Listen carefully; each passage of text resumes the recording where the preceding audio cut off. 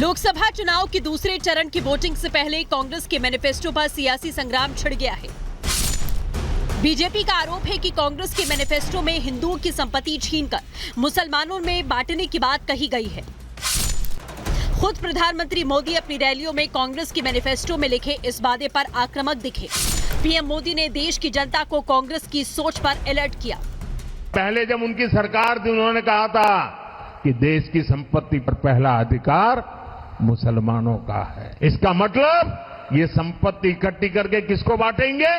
जिनके ज्यादा बच्चे हैं उनको बांटेंगे। हमारी माताओं बहनों की संपत्ति छीनने का भी खेल खेला जा रहा है। उनका मंगलसूत्र, उस पर उन लोगों की नजर है। कांग्रेस के मैनिफेस्टो पर पीएम मोदी के बयान पर सियासी संग्राम छिड़ा है। कांग्रेस नेता मोदी के बयान को झूठा बता रहे हैं। कांग्रेस का कहना है कि उनके मैनिफेस्टो में ऐसा कुछ भी नहीं है। कांग्रेस के नेताओं ने पीएम के इस बयान की चुनाव आयोग से शिकायत भी की।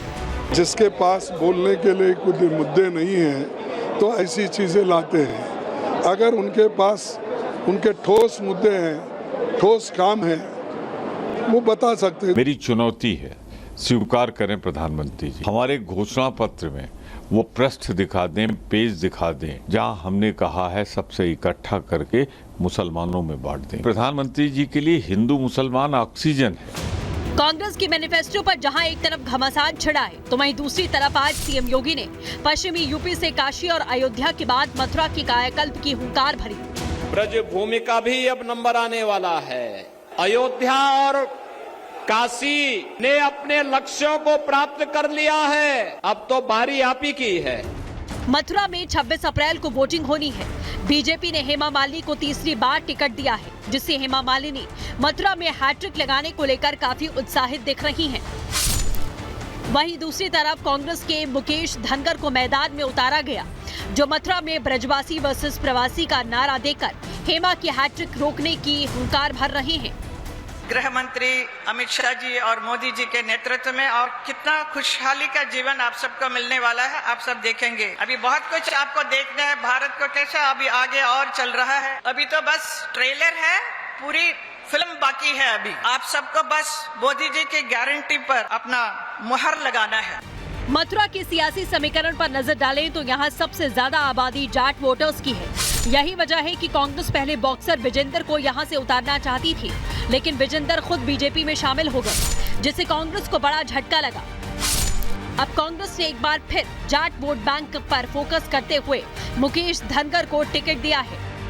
ऐसे में देखने वाली बात ये होगी कि क्या हेमा मालिनी जीत की हैट्रिक लगा पाती हैं या नहीं।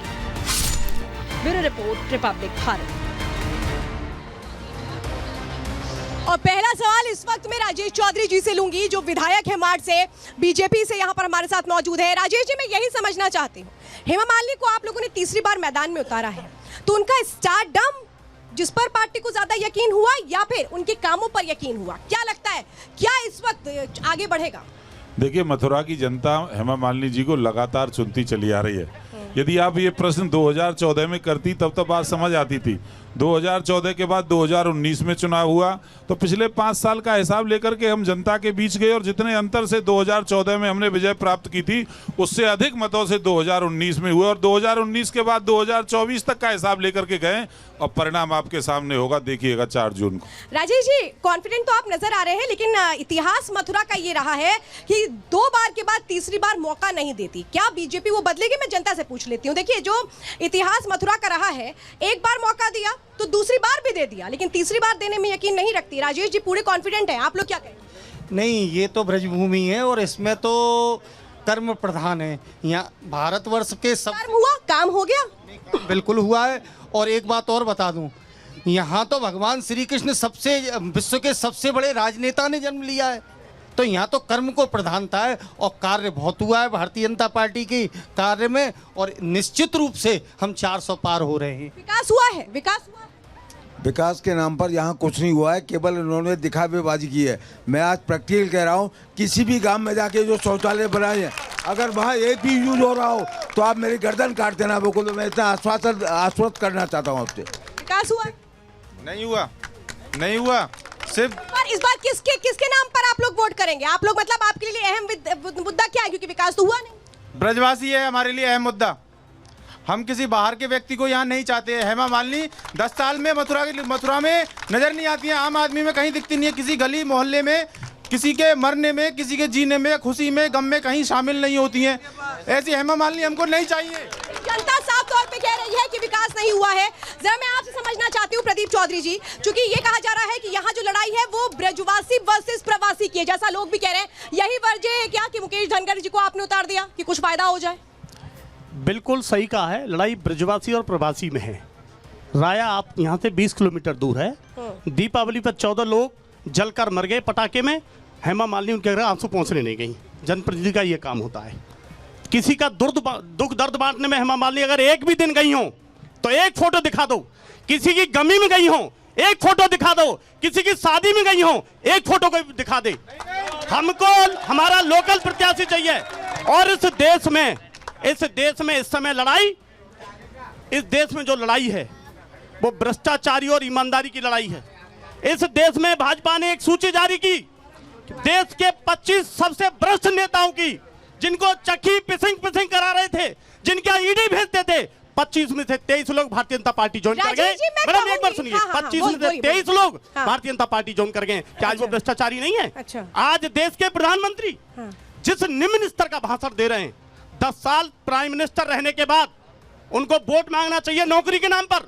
उनको वोट मांगना चाहिए। अगली बार, अच्छा मतलब आप ये कह रहे हैं प्रदीप जी कि अगली बार जब प्रधानमंत्री अपनी कैंपेनिंग करें तो एक बार समाजवादी पार्टी से पूछ लें कि कैसे करें और क्या करें। हमारे मुद्दे समाजवादी नहीं, लेकिन हिंदू मुस्लिम के अलावा विकास के नाम पर भारतीय जनता पार्टी कोई बात नहीं करती है। हिंदू मुस्लिम के अलावा मंदिर मस्जिद के अलावा नौकरी की बात करें। देखिए देश की सबसे बड़ी पंचायत का चुनाव है। सुनिए प्रदीप भाई, ये देश की सबसे बड़ी पंचायत का चुनाव है। ये चुनाव प्रधानमंत्री का चुनाव है, ये प्रधान का चुनाव नहीं है। कौन के यहाँ गए किसके यहाँ नहीं गए इस पे ये तय नहीं करेगा। आज नरेंद्र मोदी जी एक ब्रांड है और भारत ही नहीं पूरी दुनिया के अंदर ब्रांड है। वो ऐसा व्यक्तित्व, वो केवल भारत के नेता नहीं, आज पूरी दुनिया के सर्वाधिक लोकप्रिय नेता हैं। और देश की सबसे बड़ी पंचायत में वो तीसरी बार देश के प्रधानमंत्री बनने वाले हैं। और समाजवादी पार्टी की बात करूं तो प्राइवेट लिमिटेड पार्टी है। अच्छा किसको वोट टिकट दिया है? तेज प्रताप यादव को, डिम्पल यादव को, शिवपाल यादव जी के लड़के को, धर्मेंद्र यादव को, रामगोपाल यादव जी के लड़के को, और एक आधो होगा उसके लिए पहले ही सीट तय कर रखी होगी। तो ये कोई प्राइवेट लिमिटेड पार्टी नहीं है, ये पार्टी जनता की पार्टी है। ये पार्टी कार्यकर्ताओं की पार्टी है। ये पार्टी चाय वाले का बेटा देश का प्रधानमंत्री बनाने वाली पार्टी है। उस बात का तो आपने जवाब नहीं दिया कि विकास नहीं हुआ, हेमा मालिनी कहीं जाती नहीं है। इसका भी हेमा मालिनी ने जो विकास के कार्यक्रम बताता हूँ आपको, यहाँ की जनता उसे नकार गोवर्धन की परिक्रमा का पूरा विकास हुआ है। ब्रज 84 कोस की परिक्रमा का विकास हो रहा है। और यमुना में इतना सीवेज था उसका विकास हो रहा है। जितना विकास कार्य मथुरा में हुआ है कोई नहीं कर पाया।